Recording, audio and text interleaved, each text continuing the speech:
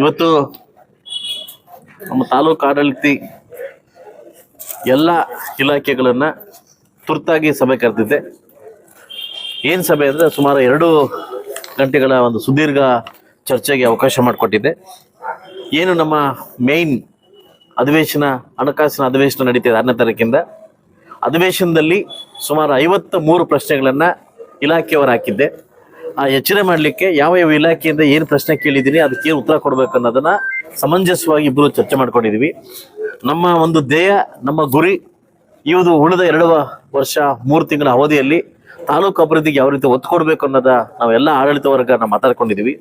April 1ನೇ ತಾರೀಕಿಂದ ನಮ್ಮ ಎಲ್ಲ ಬಸ್ ಮಾಡಿಕೊಂಡು, ಅಂದರೆ ಎಲ್ಲ ಅಧಿಕಾರಿಗಳು ಕೂಡ ಒಂದು ಬಸ್ ಮಾಡಿಕೊಂಡು ಒಂದು ದಿವಸಕ್ಕೆ 2 ಪಂಚಾಯತಿ, ಅಂದರೆ ಒಂದು ವಾರಕ್ಕೆ 4 ಪಂಚಾಯತಿ ವಿಸಿಟ್ ಮಾಡಲಿಕ್ಕೆಲ್ಲ ಒಂದು ಟೈಮ್ ಟೇಬಲ್ ಫಿಕ್ಸ್ ಮಾಡ್ಕೊಂಡಿದ್ದೀವಿ. ಅದರಿಂದ ಈಗಲೇ ಇಲಾಖೆಯವರು ಏನೇನು ಸಮಸ್ಯೆಗಳಿದೆ ಎಲ್ಲ ಬಗೆಹರಿಸ್ಕೊಂಡು ನಮ್ಮ ನಡೆಗೆ ನಿಮ್ಮೂರ ಕಡೆಗೆ ಅಂತ ಒಂದು ಕಾರ್ಯಕ್ರಮನ ಹಂಚ್ಕೊಂಡಿದ್ದೀವಿ. ಅದರಿಂದ ಇವತ್ತೆಲ್ಲ ಕರೆದು ಎಲ್ಲ ಆಡಳಿತ ವರ್ಗಗಳಿಗೆ ಎಲ್ಲೆಲ್ಲಿ ಸಿಬ್ಬಂದಿ ಕೊರತೆ ಇದೆ, ನನಗೆ ಬರ್ತಕ್ಕಂಥ ಸಮಸ್ಯೆಗಳಲ್ಲಿ ತಾಲೂಕು ಒಂದು ಸರ್ವೆ ಇಲಾಖೆಯಿಂದ ಅತಿ ಸಮಸ್ಯೆ ಬರ್ತಾ ಇದೆ, ಜರೂರಾಗಿ ಅದನ್ನ ಉತ್ತರ ಕೊಡ್ಬೇಕಂತ ನಾನು ಸರ್ಕಾರಕ್ಕೆ ಉತ್ತರ ಕೇಳಿದ್ದೀನಿ. ಅದರಿಂದ ನಮ್ಮ ತಾಲೂಕು ಸಿಬ್ಬಂದಿ ವರ್ಗ ಇವತ್ತು 2 ಗಂಟೆಗಳ ಸುದೀರ್ಘವಾಗಿ ಚರ್ಚೆ ಮಾಡಿಕೊಂಡು ಮುಂದಿನ ಅಭಿವೃದ್ಧಿಗೆ ಯಾವ ರೀತಿ ಒತ್ತು ಕೊಡ್ಬೇಕು ಅನ್ನೋದನ್ನ ಒಂದು ಚರ್ಚೆ ಮಾಡಿ ಹೋಗ್ತಾ ಇದ್ವಿ.